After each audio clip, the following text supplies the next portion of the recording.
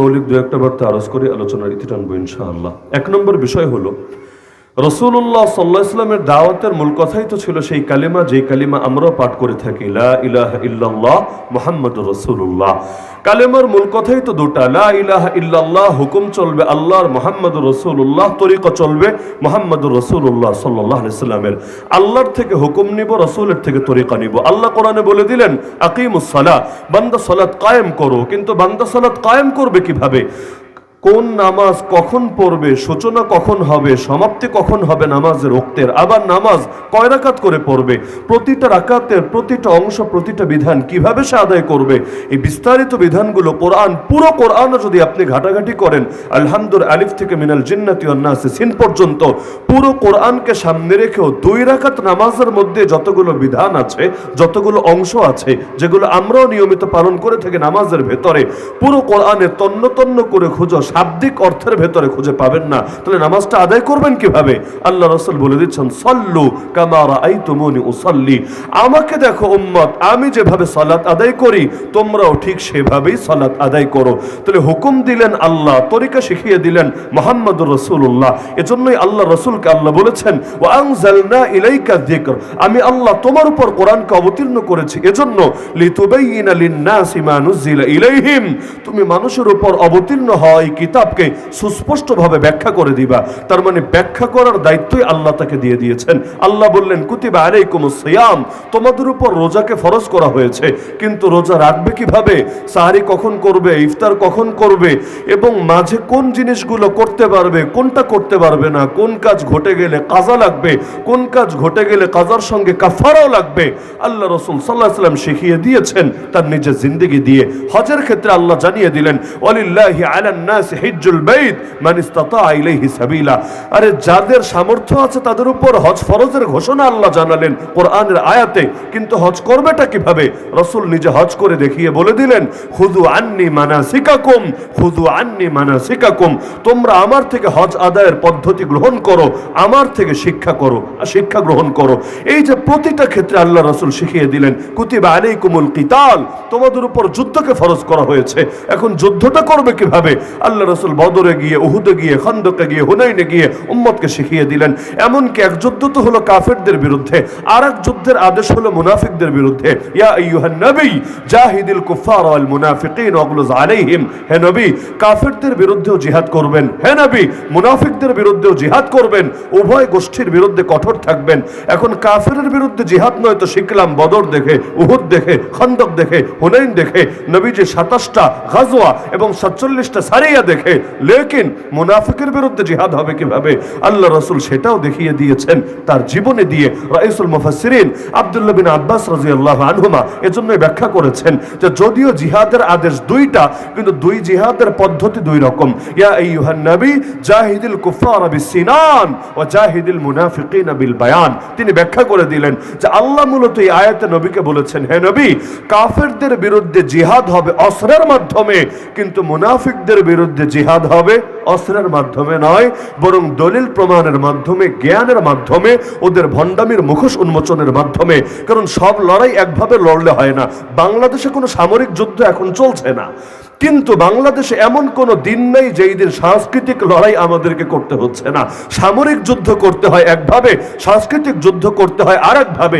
আপনি যদি সামরিক যুদ্ধে বড় পণ্ডিত হন, কিন্তু সামরিক যুদ্ধের, সাংস্কৃতিক যুদ্ধের ব্যাপারে আপনার যদি কোনো ধারণা নাই থাকে, কাফের মুশরিকরা আপনার অজান্তেই আপনার গলার মধ্যে গোলামির শৃঙ্খল পরিয়ে রাখবে।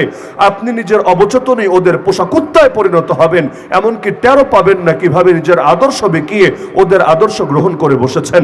লা ইলাহা ইল্লাল্লাহ মুহাম্মাদুর রাসূলুল্লাহ, এটাই যদি মূল কথা হয়, যেই কথা নিয়ে মূলত এই জাহেলিয়াতের ধ্বজাধারীদের সঙ্গে নবীদের দ্বন্দ্ব। নবীর দ্বন্দ্ব মূলত একটা বাক্যের জন্য না, নবীর দ্বন্দ্ব একটা আদর্শের জন্য।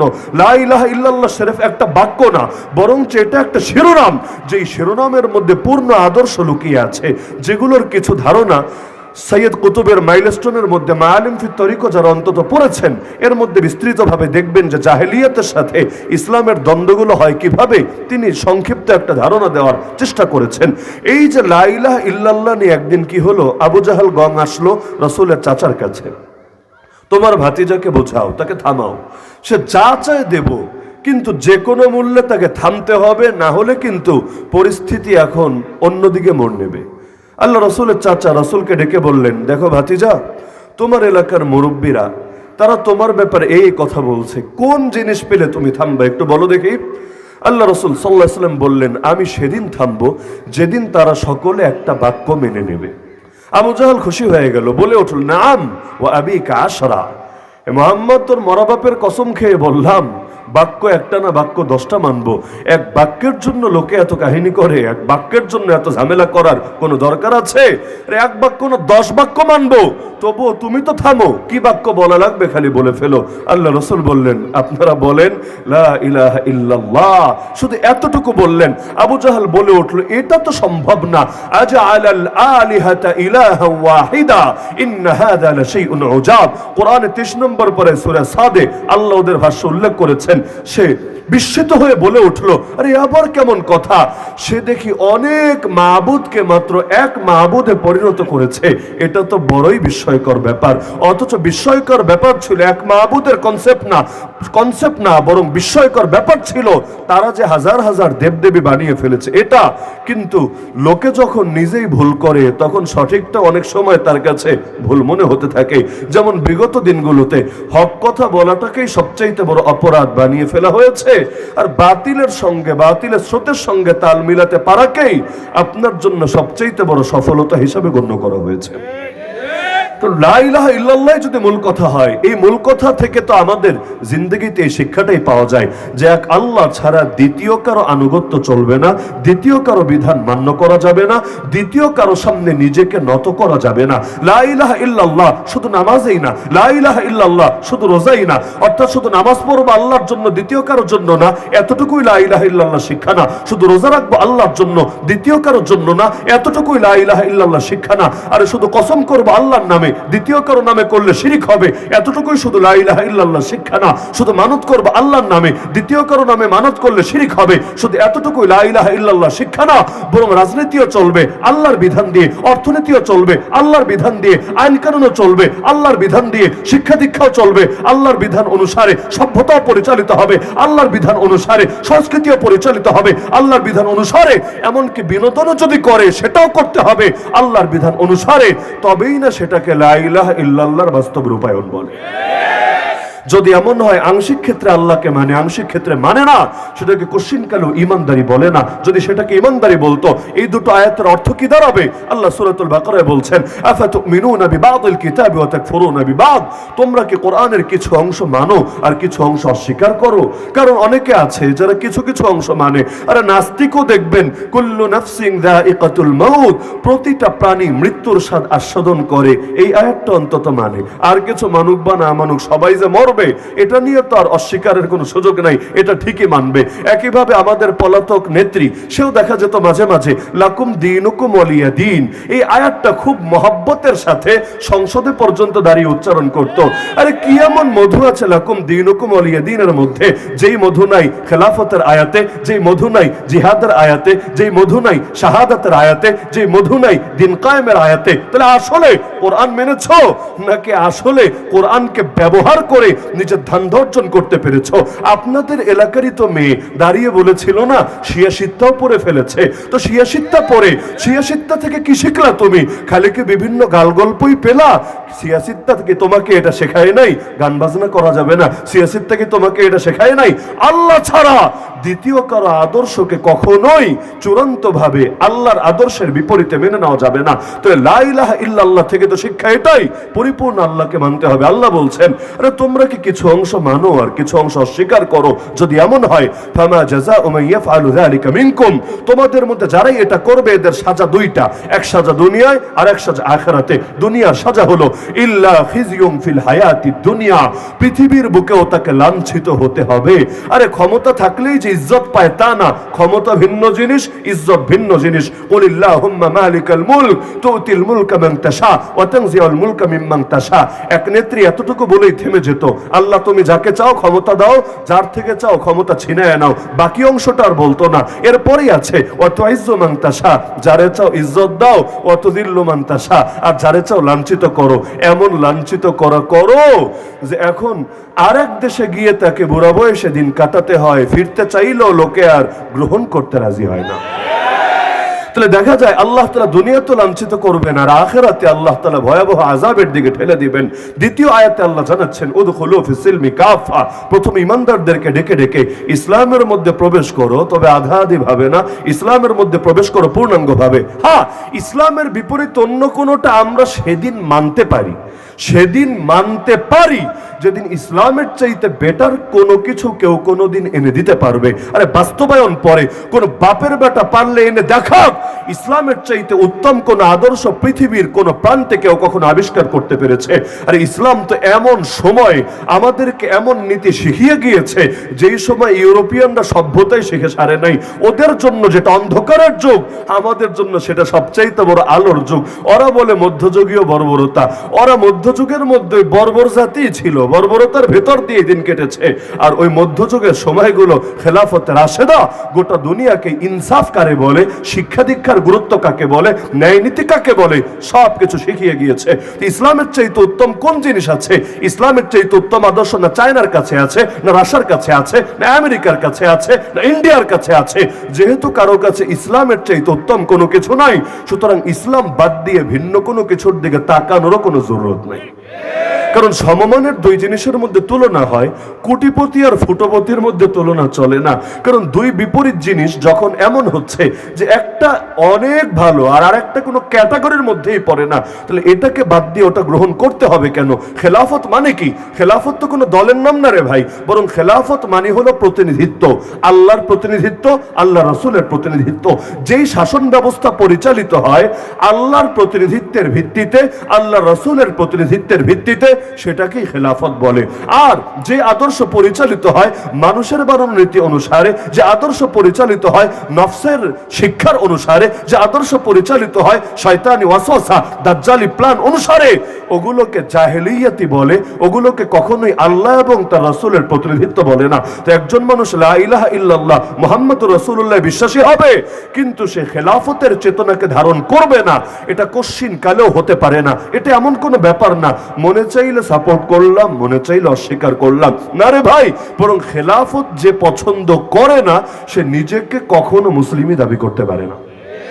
কারণ খেলাফতের চেতনাটা তো এমন চেতনা, পৃথিবীর সর্বপ্রথম মানুষ আব্বা আদম আলাইহিস সালামকে সৃষ্টি করার আগে আল্লাহ ফেরেশতাদেরকে জানিয়েছেন ইন্নী জাইলুন ফিল আরদি খলিফা, নিশ্চয়ই আমি পৃথিবীতে খলিফা বানাতে যাচ্ছি। আর খলিফা মানেই প্রতিনিধি। তাহলে এই খেলাফত যতদিন না আসবে, আলো যতদিন না জ্বলবে, অন্ধকার দূর হবে না, হওয়া সম্ভব না।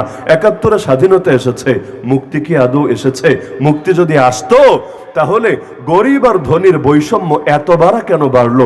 অর্থনৈতিক মুক্তি যদি না পায়, আজকের বাংলাদেশে ৪ কোটি মানুষ ইতিমধ্যে দারিদ্র সীমার নিচে বসবাস করছে, তাহলে এইটারে আবার কোন দেশের মুক্তি বলে? অন্য ক্যাটাগরি বাদই দিলাম, সব বাদ দিলাম, তাহলে অর্থনীতিটাকে যদি টান দেয়, তাহলে অর্থনৈতিক দিক থেকেও তো মুক্তি আসে নাই, কোশ্চিন কেন আসবে না? এই বাংলার মুসলমানদের জন্য আমি সবচাইতে বড় চ্যালেঞ্জ মনে করি না নাস্তিকতা কেনা, না কাদিয়ানি মতবাদ কেনা, না খ্রিস্টান মিশনারি কেনা, এমনকি উগ্র হিন্দুত্ববাদ কেউ না। আমি এই দেশের মুসলমানদের ঈমানের জন্য সবচাইতে বড় চ্যালেঞ্জ মনে করি সেকুলারিজমকে, আল্লাহ রসুলের আদর্শকে কোণঠাসা করার চেতনাকে। সেকুলারিজম মানে কি? সেই ১৭৫৭ থেকে ২০২৪ প্রায় ৩৫ বছর যাবত আমাদেরকে যে শিক্ষাটা দেওয়া হয়েছে যে আল্লাহ এবং তার রাসূলকে চিপায় ফেলে রাখতে হবে। মানে কি? যে রাজনীতিতে আল্লাহ এবং তার রাসূলের কথা চলবে না, অর্থনীতিতে চলবে না, বিচার আচারে চলবে না, আইন কানুনে চলবে না, শিক্ষা দীক্ষায় চলবে না, সভ্যতায় চলবে না, সংস্কৃতিতে চলবে না, বিনোদনে চলবে না। তো চলবে কোথায়? চলবে তোমার মাথায়? বলবে না, চলবে মসজিদে, চলবে মাদ্রাসায়, চলবে মাহফিলে, চলবে খানকায়। আচ্ছা, এখানে কি স্বাধীনভাবে চলবে? না হুজুর, এভাবে যদি স্বাধীনভাবে চলে আমাদের ব্যবসা থাকবে? যদি স্বাধীনভাবেই চলতো বিগত দিনে, আজকে যেমন সিরাত সম্মেলন আয়োজন করা হলো, বিগত দিনগুলোতে কেন করা গেল না? বিগত 2 সপ্তাহ আগে বাংলাদেশে কয়েক ডজন মসজিদের খতিব চাকরি হারিয়েছে। কেন? ইসকনের বিরুদ্ধে কথা বলে মহা কবিরা গুনাহ করে ফেলেছে। এই কবিরা গুনাহ করার পরে তাকে চাকরিতে কিভাবে বহাল রাখা যেতে পারে? কত জায়গায় কত হাজার হাজার মাহফিল বাংলাদেশে বন্ধ হয়েছে। কেন? হুজুর রাজনৈতিক আলাপ করে ফেলেছে। আচ্ছা, রাজনৈতিক আলাপ করেছে মানে কি? মাহফিলে বসে ভোট চেয়েছে যে আমারে ভোট দাও, আমারে আগামী নির্বাচনে পাস করো? বলবে না না, তা না। তাহলে কি করেছে? ওই যে রাজনৈতিক যে অসঙ্গতি গুলো আছে, যে শয়তানি ভণ্ডামি গুলো আছে, এগুলো চোখে আঙ্গুল দিয়ে দেখিয়েছে। তার মানে কি? মাহফিলে রাজনৈতিক আলাপ করলে পাপ হয়। তো নেতারা যখন এসে প্রধান বক্তার আগে মাইকটা হাতে নিয়ে আমার মার্কায় ভোট দিয়েন, ওইটা বললে সওয়াব হয়? নাকি মাহফিলের মধ্যে নেতাজি আইসা যদি ভোট চায় সেটা সওয়াব হয়? আর হুজুরজি যদি এখানে কোনো কবিরা গুনাহ আর বেদাত আর কোনো ভণ্ডামির ব্যাপারেও সচেতন করে, সতর্ক করে, এটাতে পাপ হয়। তার মানে ওরা সেকুলারিজমকে এমন একটা জায়গায় নিয়ে গিয়েছে যে ওরা মসজিদ বলেন, মাদ্রাসা বলেন, মাহফিল বলেন, সব জায়গায় প্রয়োজনে হস্তক্ষেপ করবে সেকুলারিজমের ইজ্জত হেফাজতের জন্য। তাহলে সুতরাং আমাদেরকে এই জাতিকে আরেকবার জাগাতে হবে। আল্লাহ রসুল কিভাবে খেলাফত কায়েম করেছিলেন, যে সেটাকে সামনে রাখেন, আর আমাদের কি করণীয় বা সেটা বুঝে ফেলবেন। আল্লাহ রসুল কিন্তু খুব অল্প মানুষ নিয়ে খেলাফত কায়েম করেছিলেন। এই ফকুরহাট ইউনিয়নে যত মুসলমান আছে না, এর চেয়ে তো কম সংখ্যক মুসলমানকে নিয়ে নবীজি খেলাফত কায়েম করেছিলেন। অথচ আমরা আজও পর্যন্ত পারলাম না। এই প্রায় 350 বছরে, এক এক শতাব্দীতে ইমাম ইবনে খালদুনের থিওরি অনুসারে 3টা প্রজন্ম অতিবাহিত হয়। তাহলে 350 বছরে কতগুলো প্রজন্ম চলে গেল একটাবার হিসাব করেন। এতগুলো প্রজন্ম ধরেও পারলাম না। অথচ আল্লাহ রসুল গুটি কয়েক সাহাবী, এত কম সংখ্যক সাহাবী মক্কা থেকে যখন মদিনায় হিজরত করেন, সাহাবীর সংখ্যা 1000ও হয় নাই, মুহাজিরের সংখ্যা 1000ও হয় নাই। আর মদিনার মধ্যে গুটি কয়েক তৈরি হয়েছিল, তারাও মদিনার মধ্যেও যে সংখ্যাগরিষ্ঠ ছিল এই দাবি করার কোনো সুযোগ নাই। কিন্তু এত অল্প সংখ্যক মানুষ নিয়ে কিভাবে পারলেন, ওইটার জবাব দিয়ে আমি আলোচনা ইতি টানবো ইনশাআল্লাহ। 1 নম্বরে, আল্লাহ রাসূল সাল্লাল্লাহু আলাইহি ওয়াসাল্লাম দাওয়াতের প্রথম দিন থেকেই নিজের মিশন, নিজের ভিশনকে কখনোই গোপন রাখেন নাই। নিজের আদর্শ উপস্থাপন করতে কখনোই ছলচাতুরির আশ্রয় নেন নাই। আল্লাহ রাসূল মক্কার মধ্যেই বলেছেন, ফাওয়াল্লাহ লা ওয়াদাউ আশ-শামসা ফি ইয়ামিনি ওয়াল কামারা ফি ইয়াসারি আলা আন আতরুকা হাযাল আমরা মা তারাকতুহু হাত্তা ইউযহিরাহু আল্লাহ আও আহলিকা দুনাহু। আল্লাহর কসম করে বলছি, আমার ডান হাতে যদি আকাশের সূর্য এনে দাও আর বাম হাতে যদি আকাশের চাঁদটা এনে রাখো, তবু আমি আমার আদর্শ ছাড়ব না যতদিন না আল্লাহ তার জমিনে আদর্শকে জিন্দা করেন, অথবা আমি এর জন্য মুর্দা হয়ে যাই। হয়তো শরিয়ত জিন্দা হবে, না হলে মুহাম্মদ শহীদ হবে, মুর্দা হবে। দুইটার কোনোটা যতদিন না ঘটবে আমি থামবো না, কিছুতেই দমবো না। এমনকি যখন দাওয়াত দেওয়া শুরু করলেন, মক্কাবাসী কবুল করলো না, আল্লাহ রাসূল বিকল্প তালাশ করতে লাগলেন। একবার চলে গেলেন তায়েফে, যে তায়েফবাসী তোমরা অন্তত মানো, একটা সেফ জোন তৈরি হোক এখানে, তোমরা এটাকে একটা ইসলামের ঘাঁটিতে পরিণত করো, এখানে থেকে আমি দ্বীনের বার্তা প্রচার করব, আমার কর্মীদেরকে প্রশিক্ষিত করে গড়ে তুলবো। এরপর ইনশাআল্লাহ এক সময় গোটা জমিনের বুকে ইসলামকে জিন্দা করব। কারণ রাসূল বলেছেন, বয়সতু বাইনা ইয়াদাই সাআতি বিসাইফ হাত্তা ইউবাদাল্লাহু ওয়াহদা। কিয়ামতের আগে তাকে প্রেরণ করা হয়েছে তরবারি সহ এই মিশন দিয়ে, যে আল্লাহর জমিনে, গোটা আল্লাহর জমিনে আল্লাহর বন্দেগী, আল্লাহর ইবাদত, আল্লাহর একত্ববাদ কায়েম করতে হবে। আল্লাহু ইবতাআসানা লিনুখরিজা মান শাআ মিন ইবাদাতিল ইবাদ ইলা ইবাদাতি রাব্বিল ইবাদ। সাহাবী রাবি রাদিয়াল্লাহু আনহু বলেন, আল্লাহ আমাদেরকে পাঠিয়েছেন মানুষকে মানুষের গোলামি থেকে বের করে, সেই মানুষ যেই হোক, মানুষকে মানুষের গোলামি থেকে বের করে এক আল্লাহর গোলামিতে নিয়ে যাওয়ার জন্য। আমরাও তো এটাই চাই, মানুষকে দিল্লির গোলামি থেকে মুক্ত করতে হবে, আরে মানুষকে ওয়াশিংটনের গোলামি থেকে মুক্ত করতে হবে, মানুষকে ইসরায়েলের গোলামি, জাতিসংঘের গোলামি, পশ্চিমা বিশ্বের গোলামি, যত ধরনের নব্য জাহেলিয়াত আছে সবকিছুর গোলামি থেকে মুক্ত করতে হবে। মানুষকে একমাত্র যিনি সৃষ্টি করেছেন তার গোলামি পরিণত করতে হবে। কারণ মানুষ হয়ে মানুষের গোলামি করা লজ্জা, আর মানুষ হয়ে স্রষ্টার গোলামি করা মোটেও লজ্জার না, বরং এটাই গর্বের, এটাই গৌরবের। তা আল্লাহ রাসূল তায়েফে চেষ্টা করলেন, কিন্তু এই মেহনত সফল হলো না, তবুও হাল ছাড়লেন না। পাথর খেলেন, তবুও হাল ছাড়লেন না। হজের মৌসুমে পর্যন্ত লোকদেরকে গিয়ে বুঝা হাজির হয়েছিল তাদের দুয়ারে, তারা শুধু যদি হা বলতো তাহলেই হয়ে যেত। আল্লাহ তাআলা তাদের নামগুলোকেও এই মদিনার আনসারীদের মতো চমকে দিতেন। কেউ যে রাজি হয় নাই তা না, অনেকেই রাজি হতো। তো 2 কদম এগিয়ে আবার 20 কদম পিছায় যেত, আমাদের বাংলাদেশের মতো অবস্থা আর কি। দিন কায়েমের কথা বললে পাবলিক রাজি হবে না তা না, 190 জন এক পায়ে খাড়া। কিন্তু এর জন্য কি কি কোরবানি দিতে হবে, এর জন্য তাকে কি কি ভোগান্তি পোহাতে হবে, সমালোচকের সমালোচনা থেকে শুরু করে, আরে তারে যে গোমেরও শিকার হওয়া লাগতে পারে, ক্রস ফায়ারও শিকার হওয়া লাগতে পারে, জঙ্গি মামলা নিয়ে তাকে নির্দোষ হয়েও বছরের পর বছর কারাগারে দিন কাটানো লাগতে পারে। এই বাস্তবতাগুলো যখন সামনে আসে তখন আর লোক খুঁজে পাওয়া যায় না। আর কিছু মানুষ তো নিরাশার হতাশায় ভোগে। মক্কায় 13 বছর দাওয়াত দিলেন, 1000 লোকও কালেমা পড়লো না। আর মদিনায় এত মুসলমান, ইহুদিরা পর্যন্ত নিজেদেরকে মুসলমান পরিচয় দিতে দ্বিধা করলো না। এ মুনাফিক কারা? বেশিরভাগ তো ইহুদি ব্যাকগ্রাউন্ডের হয়েও, দিলের মধ্যে ইহুদি আকীদা লালন করেও মুসলমান পরিচয় দেয় কখন? যখন দেখে মুসলিম পরিচয় দিলেই সুবিধা মেলে, মুসলিম পরিচয় দিলেই বিভিন্ন ফ্যাসিলিটিস মিলে। তাহলে দেখা যায় দুর্দিনেই আসল লোকগুলো খুঁজে পাওয়া যায়, আর সুদিনে লোকের অভাব পড়ে না। যখন যেই দল ক্ষমতায় যায় দেখেন না, ওই দলের সমর্থকের অভাব পড়ে না। এমনকি দুদিন আগে যারা অন্য দলের চাটাচাটি করতে করতে জিব্বা ক্ষয়ে ফেলেছিল, এরাও রাতারাতি দল চেঞ্জ করে পোল্টি মেরে ওই দলের নাম লেখাতে দ্বিধা করে না। তো বিপদে বন্ধুর পরিচয়, ইসলামের দুর্দিনেই খাঁটি মুসলমানের পরিচয়। কিন্তু ওই অল্প সংখ্যক মুসলমানের দ্বারাই বিপ্লব হয়। কারণ বিপ্লবটা শুধু দেখলেন, কিন্তু কার রক্তের উপর দাঁড়িয়ে সেই বিপ্লব হলো সেটা দেখলেন না। এটা তো কিছুতে, এখন দেখেন না বাংলাদেশে সবাই অটো বিপ্লবী হয়ে গেছে। এই যে স্বাধীন হলো জুলাই আন্দোলনে, যদি স্বাধীনতা শব্দ না বলে ভিন্ন শব্দ বলা যায়, তো যাই হোক, এই জুলাই আন্দোলনে যে সফলতা আসলো এটাকে কেন্দ্র করে এখন সবাই রাতারাতি বিপ্লবী সাজলো। ওই সময়ে যারা বিপরীত পোস্ট দিয়েছিল, এরা পোস্টগুলোকে সুন্দর মতো ডিলিট করে অথবা এগুলোকে অনলিমি করে দিয়ে, অনলিমি অনেকে করে রেখেছে, যদি 10 বছর পর আবার কামে লাগে ওই সময় বের করবে।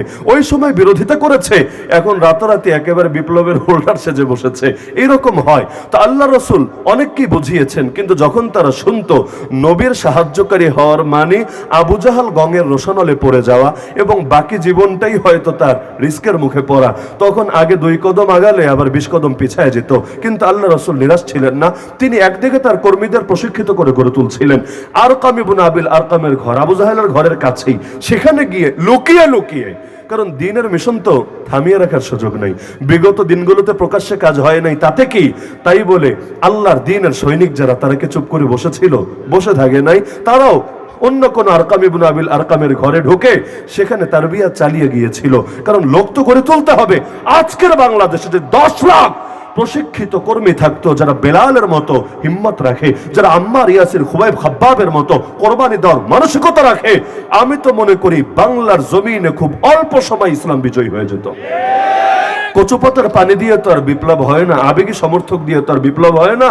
আমরা মাহফিলে গেলে লোকের তো আর কমতি পড়ে না। দেখা যায় কোথাও লক্ষাধিক লোক আছে, কিন্তু বিপ্লবের প্রয়োজনে এই লক্ষের মধ্যে 1000 খুঁজে পাওয়া যাবে কিনা সেটাই তো সন্দেহের বিষয়। তো প্রশিক্ষিত লোকের প্রয়োজন। আল্লাহ রাসূল প্রশিক্ষণ দিতে লাগলেন। এমনকি মদিনা থেকে যেই কয়েকজন লোক হজের মৌসুমে তার দাওয়াত কবুল করলো, রাতের অন্ধকারে আকাবার প্রান্তরে নবী তাদেরকেও নিয়ে ধীরে ধীরে প্রশিক্ষিত করে গড়ে তুলতে লাগলেন।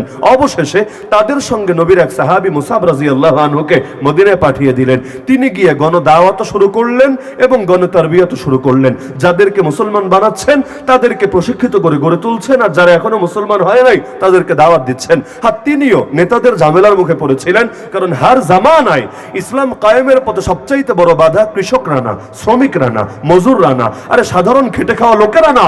হার জামানায় দিন কায়েমের পথে সবচাইতে বড় বাধা হলো জামানার ফেরাউনরা, জামানার নমরুদরা, জামানার আবু জাহালরা, জামানার আবু লাহাবরা, উতবা সাইবারা। কেন? কারণ ওরা ভালো করেই জানে দিন যদি বিজয়ী হয় এই গরিব দুঃখের কোনো লস নাই, বরং তাদের লাভ আর লাভ আর লাভ। কিন্তু লস হলো তাদের যারা ভণ্ডামি আর সন্ত্রাসী করে করে নিজেদের বিশাল শয়তান রাজত্ব জড়ো করে ফেলেছে। এখন আলো যদি জ্বলে যায় অন্ধকার টেকাবে কিভাবে? অন্ধকার টেকানোর প্রয়োজনেই চেনার পরও, জানার পরও, বোঝার পরও এরা আলোর বিরোধিতা করে থাকে। নাহলে এটা ভাবার কারণ নাই গ্রামের মূর্খ সূর্খ মানুষ বুঝে যাচ্ছে, আর এত বড় বড় সচিব, এত বড় বড় এমপি, এত বড় বড় মন্ত্রী কিছুই বুঝছে না। তার মাথার মধ্যে গোবর ঢুকে আছে না, আরো ভালো করে বোঝে। আমাদের বয়ান আপনারা আর কি শোনেন? রিমান্ডে আমাকে বলেছে, হুজুর আমাদের 70 জন লোক নিযুক্ত আছে আপনাদের বয়ান মনিটরিং করার জন্য। আমি বললাম এত লোকের কি দরকার? আর তাদের মূল কাজ কি? আমাদের বয়ান শোনা এটা আবার ডিউটির অংশ কিভাবে হয়? বয়ান শোনা তো এটা সাধারণ মানুষের কাজ, এটা তাদের মূল কাজ কিভাবে হয়? বললো না, সোশ্যাল মিডিয়ার 70% তো আপনাদের দখলে, ইউটিউব, ফেসবুক, বিশেষ করে এই 2 প্ল্যাটফর্ম তো আপনাদের দখলে। এখন নাটকও অত ভাত পায় না, সিনেমা অত ভাত পায় না, কোন হুজুর কোথায় কি বলে না বলে সব পাবলিক নজরদারিতে রাখে। তা আমরা যদি আপনাদের ঠিক মতো দেখে শুনে না রাখি, কখন যে কোন দিকে কি মাথাচাড়া দেবে, দিলে তো ভয় লাগে। তো আল্লাহ রসুল এই যে মেহনত করলেন, আলহামদুলিল্লাহ মুসাব রাদিয়াল্লাহু আনহু মেহনতে মদিনার ঘরে ঘরে নবীজির অনুসারী তৈরি হয়ে গেল। ফলাফল আল্লাহ রসুল হিজরত করলেন, আলহামদুলিল্লাহ অতি সহজেই আল্লাহর জমিন আল্লাহর দিন বিজয়ী হলো। হ্যাঁ, একটা কাজ আল্লাহ করে দিয়েছিলেন গায়বী ভাবে, সেটা হলো নবীজি যাওয়ার আগে একটা গৃহযুদ্ধ হয়েছে। গৃহযুদ্ধ হয়ে ওদের দুই দলের প্রধান নেতারা শেষ, নেতৃত্ব সংকটে ছিল।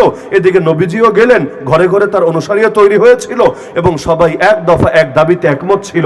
আলহামদুলিল্লাহ অতি সহজেই দিন বিজয়ী হলো। তো বাংলাদেশে এমন পরিস্থিতি আসে, এখনো যেমন আছে, কিন্তু দেখা যায় আমাদের ঝামেলা এখানে, আমরাই তো জাতিকে একমত করতে পারি নাই যে ইসলামই চাই, ইসলামের কোনো বিকল্প নাই এই দাবির ব্যাপারে। সুতরাং প্রত্যেককে আমি আহ্বান করে, আসেন না আমরাও আরেকবার দিন কায়েমের লক্ষ্যে ঐক্যবদ্ধ হয়ে যাই। সকল কিছুর ঊর্ধ্বে উঠে আল্লাহর জমিন, আল্লাহর খেলাফত প্রতিষ্ঠা করতে হবে, রাসূলুল্লাহর খেলাফত প্রতিষ্ঠা করতে হবে। তাদের প্রতিনিধিত্বের ভিত্তিতে শাসন ব্যবস্থাকে ঢেলে সাজাতে হবে। আরে সংস্কার টংস্কার না, বরঞ্চ আমূল বদলে ফেলতে হবে। সংস্কার মানে তো হলো মূল ঠিক রেখে একটু এদিক সেদিক করবো, একটু এডিট করে নেব না, ওই মূলটা কি উপরে ফেলে জাহেলিয়তের স্থলে আল্লাহ এবং তার রাসূলের আদর্শকে প্রতিস্থাপন করব। মানুষকে যে খোদা বানিয়ে রাখা হয়েছে, ওই মানুষের খোদাই কেড়ে নিয়ে একমাত্র আল্লাহ যে খোদা, আল্লাহ যে বিধানদাতা, আমরা এই আদর্শ কায়েম করব ইনশাআল্লাহ। এটা যেদিন হবে বাংলার আকাশেও সোনালী সূর্য উদিত হবে। যেদিন আকাশে সূর্য উদিত হবে সব অন্ধকার এমনি কেটে যাবে। আর অন্ধকার যখন কাটবে এই দেশের প্রতিটা শ্রেণী এবং পেশার মানুষ সেদিন চূড়ান্ত স্বাধীনতা এবং মুক্তির স্বাদ আস্বাদন করতে পারবে। এর আগে এক এক দলের দ্বারা, এক এক জাতির দ্বারা, এক এক শ্রেণীর দ্বারা এক এক ভাবে শুধু জুলুম আর নিষ্পেষণের শিকার হতেই থাকবে আর হতেই থাকবে। এজন্য আমি সকলকে আহ্বান করছি, আল্লাহর রাস্তায় কেউ পিছায় থাকবেন না। কারণ কিয়ামতের দিন আল্লাহ আপনাকে প্রশ্ন করবেন, শুধু আমাকে না, আপনাকেও প্রশ্ন করবেন। কুল্লুকুম রাইন ওয়া কুল্লুকুম মাসউলুন আন রাইয়াতিহি। আপনারা প্রত্যেকেই দায়িত্বশীল এবং প্রত্যেকেই নিজের দায়িত্বের ব্যাপারে আল্লাহর নিকট জিজ্ঞাসিত হবেন, রাসূলুল্লাহ সাল্লাল্লাহু আলাইহি ওয়াসাল্লাম জানিয়েছেন। এজন্য দ্বীনের জন্য কিছু একটা করেন, যাতে করে কিয়ামতের দিন অন্তত বলতে পারেন, আল্লাহ বেশি কিছু পারি নাই, তোমার দ্বীনের জন্য এতটুকু তো অন্তত করেছি, এ উসিলায় মাফ করো। আরে মুহাম্মদ বিন কাসেম 18 বছর বয়সে হিন্দুস্তানের জমিনে দ্বীনের পতাকা উড়িয়ে দিল। মুআদ আর মুআওয়াজ প্রাপ্তবয়স্ক হওয়ার আগে বালক থাকাকালীনই এই উম্মতের ফেরাউনের ভবলীলা সাঙ্গ করলো। আর সেখানে আপনার বয়স তো ইতিমধ্যে কত হয়ে গিয়েছে, কি করতে পেরেছেন দ্বীনের জন্য? এই মুহূর্তে যদি আপনাকে আল্লাহ ডাক দেন, তার কাছে যেতে হয়, জবাব দিতে পারবেন তো? তো দামি হবেন কিভাবে? কিছু একটা করেন না দ্বীনের জন্য, ইনশাআল্লাহ জানও দামি হবে, মালও দামি হবে, গোটা জিন্দেগিটাই দামি হবে। তা আমি সবাইকে আহ্বান জানাচ্ছি যে আল্লাহর জমিন, আল্লাহর দ্বীন কায়েমের লক্ষ্যে, ইনসাফ ভিত্তিক সমাজ বিনির্মাণের লক্ষ্যে গণ আন্দোলন গড়ে তুলেন। প্রতিটা মানুষকে ব্যাপারে সজাগ এবং সচেতন করে তুলেন। কেউ মাছ হোক, কেউ অন্তত পানি হোক। সবাই তো মাছ হবে না, কিন্তু মাছ চলতে চাইলে পানি তো লাগবে। তো জাতি অন্তত পানি হোক, আর আল্লাহর দ্বীনের সৈনিকরা অন্তত মাছ হোক। মাছ আর পানি যখন চলতে শুরু করবে, ইনশাআল্লাহ এক সময় না এক সময় আমরা আমাদের মঞ্জিলে মাকসুদে, চূড়ান্ত গন্তব্যে পৌঁছতে পারবো ইনশাআল্লাহ। আল্লাহ তাআলা সবাইকে তৌফিক দান করুন, আজকের এই মাজমাকে কবুল করুন, এবং যারা অত্যন্ত পরিশ্রম করে আজকের এই মাহফিলকে সার্থক করে তুলেছেন, আল্লাহ তাআলা সবাইকে জাযায়ে খায়র দান করুন। আগে জানাইলে ভালো ছিল, একবার শেষ করার পর শুরু করা যায়। আমার সময় জানা ছিল না, সাধারণত 6:45 হলো আজান হয়ে যায়, সম্ভবত 5 আজান হয়েছে। এখন এখানে চিরকুট আসলো 7:20 পর্যন্ত। তবে একবার শেষ করার পর আবার শুরু করা জটিল ব্যাপার। এটা আরেক মানে ট্যাপ রেকর্ডার তো না আর কি, তাহলে আবার ব্যাক দিয়ে আবার নতুন করে দিয়ে দিতাম। সমস্যা নেই, ইনশাআল্লাহ আপনাদের সাথে প্রথম মুলাকাত, সম্ভবত এটা প্রথম, শেষ তো আর না। তাহলে ইনশাআল্লাহ আগামী তো দেখা হবে, কথা হবে। আল্লাহ তাআলা সবাইকে কবুল করুন, আমিন। ওয়া আখিরু দাওয়ানা আলহামদুলিল্লাহি রাব্বিল আলামিন।